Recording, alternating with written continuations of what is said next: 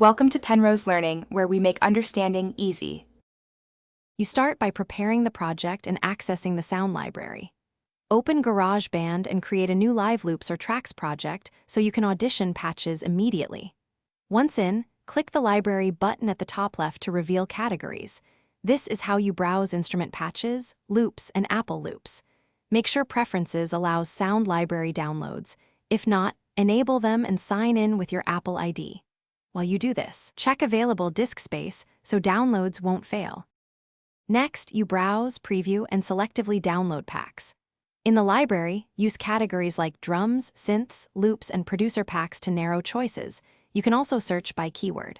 Preview sounds with the spacebar or the on-screen play so you hear them in context. Once you find what works, click the download icon for that pack. Download selectively, only the packs you need, because fewer downloads mean less disk usage and faster project load times. After download, assign patches to tracks immediately. Finally, integrate the downloaded content into your arrangement and finalize settings.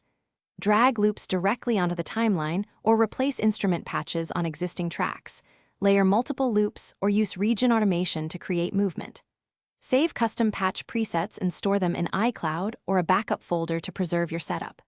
If a pack won't appear, quit GarageBand and reopen, then re-download the pack.